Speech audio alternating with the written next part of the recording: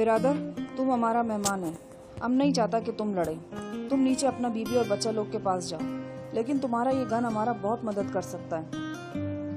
خان پیارے، ہم بھی تمہاری مدد کر سکتا ہے، لیکن کچھ پتہ بھی تو چلے معاملہ کیا ہے۔ ابھی 2 آدمی عیسیٰ جان کے پاس سے بھاگ کر ہمارے پاس آئے ہیں، بالکل بھروسے کا آدمی لوگ ہے وہ۔ انہوں نے بتایا ہے کہ اس بستی میں عیسیٰ جان کا ایک مخبر موجود تھا۔ اس کافر کے بچے نے سارا بھید کھول کے رکھ دیا۔ آج صبح جا کر اس نے عیسیٰ جان کو بتایا ہے کہ سردار بشر گل ہمارے ساتھ ملا ہوا ہے۔ اب عیسیٰ جان یا ہم کو ڈھونڈنے نہیں آ رہا، بلکہ ساری بستی کا مٹی پلیت کرنے آ رہا ہے۔ اس کے ساتھ 150 سے کم آدمی نہیں ہیں اور سب کا سب ہتھیار بند ہے۔ خوچے بہت گڑبڑ ہوا، پر جو بھی ہوا اس کا سامنا تو اب کرنا ہے، اور ہمارے خدا نے چاہا تو ہم کرے گا۔ خان، تم مجھے برادر بھی کہتے ہو اور یہ بھی سمجھتے ہو کہ میں تمہیں یہاں چھوڑ کر نیچے عورتوں کے پاس جا بیٹھوں گا؟ ذرا سوچو، ایسا ہو سکتا ہے؟ نہیں برادر، ہمارا مطلب یہ نہیں تھا۔ ہم تمہارا حوصلہ جانتا ہے۔ جو شخص عیسیٰ کی قید سے نکل سکتا ہے وہ سب کچھ کر سکتا ہے، مگر کچھ نہیں خان، ہم اکٹھے لڑیں گے۔ اب جو بھی ہونا ہے ہم سب کے ساتھ ہوگا۔ تھوڑی سی بحث و تکرار کے بعد لشکر خان نے ہتھیار ڈال دیے۔ میں نے لشکر خان اور اس کے ساتھیوں کی مورچہ بندی کا جائزہ لیا۔ وہ ایسی لڑائیوں میں ماہر نظر آتے تھے۔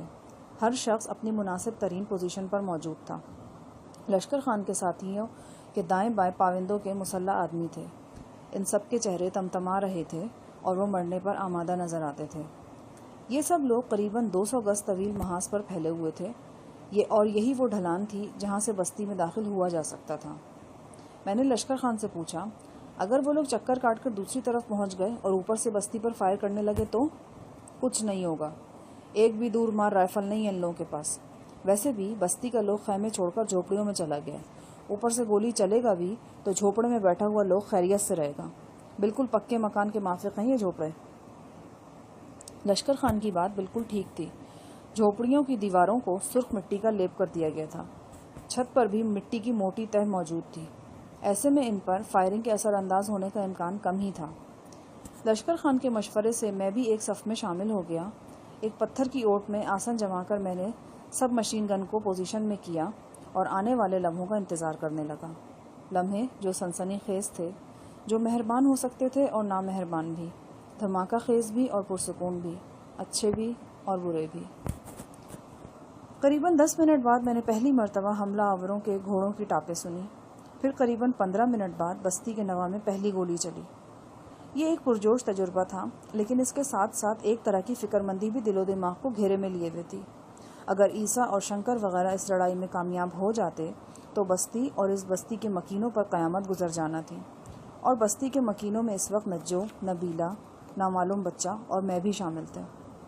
اس کے علاوہ چھاپہ مار پارٹی کے مبعوث ساتھیوں کی قید یا رہائی کا دار و مدار بھی اس لڑائی کے نتیجے پر تھا۔ ایک طرح سے یہ لڑائی اب میری ذاتی لڑائی تھی۔ عیسیٰ اور شنکر نے بستی کو 3 اطراف سے گھیر لیا۔ وہ صبح 9 بجے کے قریب پہنچے تھے۔ دوپہر 12 بجے تک وقفے سے کئی بار گولیاں چلیں، تاہم کوئی شخص ہلاک یا شدید زخمی نہیں ہوا۔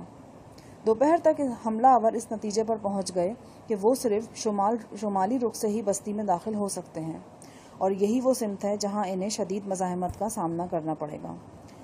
انہوں نے اپنی ساری توجہ اس سمت میں مرکوز کر دی، نسبتاً اونچی جگہوں پر پوزیشنیں سنبھال لیں۔ جہاں پتھروں کی قدرتی آڑ موجود نہیں تھی وہاں آڑ کا انتظام کر لیا۔ اس مقصد کے لیے درختوں کے تنے اور پتھر وغیرہ استعمال کیے گئے۔ اسی دوران عیسیٰ کے ساتھیوں نے ایک اہم پیش رفت بھی کر لی۔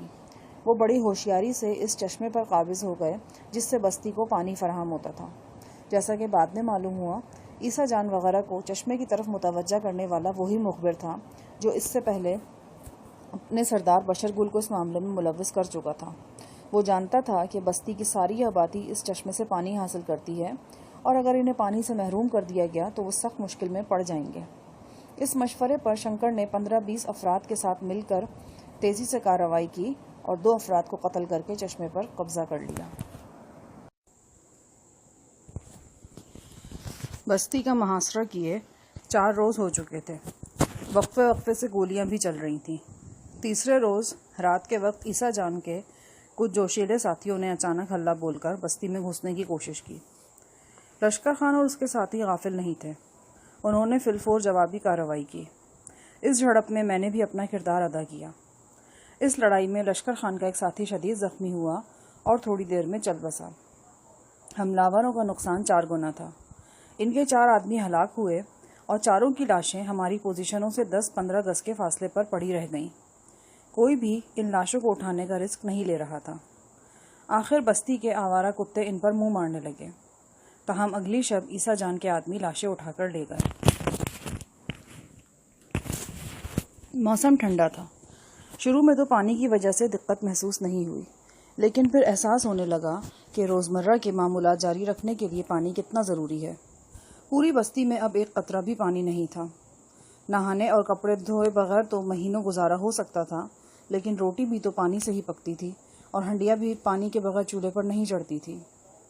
सर्दियों में तो 2-1 रोज़ प्यास बर्दाश्त की जा सकती है, लेकिन इसके बाद नहीं। सूरत हाल रोज़ बरोज़ मखदूश होती जा रही थी। ये उम्मीद रखना अबस था कि हम हमलावरों को मार भगाएंगे। हाँ, ये तवक्को रखी जा सकती थी कि वो खुद ही उकताकर मुहासरा उठा लें, ताहम इनके ऐसे को आसार दिखाई नहीं दे रहे थे। अंदाज़ा होता था कि इन लोगों के पास एम्यूनेशन की मिक़दार तसल्ली बख्श है और बवक्त ज़रूरत इन्हें मज़ीद कमक मिल सकती है। वो हमें इश्तियाल दिलाकर बार बार फायरिंग कराते थे, जैसे इसी कोशिश में हो कि हमारा स्टॉक ख़त्म किया जाए। 5वें रोज़ सूरत हाल मज़ीद संगीन हो गई। मालूम हुआ कि बागड़ खेल के लोग भी इस मुहासरे में ईसा जान के साथ शरीक हो गए हैं। जैसा कि मैं बता चुका हूँ, पाविंदों और बागड़ खेल वालों में पहले से ही चपकलिश चली आ रही थी। ये किसी चरगाह पर कब्ज़ा जमाने का मामला था। इस चपकलिश की संगीन नौयत का एहसास मुझे इस वक्त हुआ जब मामूली सी बात पर मरहूम गुलाम खान और सरदार बशर गुल का भाई रुस्तम भड़क उठे थे और कुल्हाड़ियाँ सोंधकर एक दूसरे के मुकाबिल आ गए थे।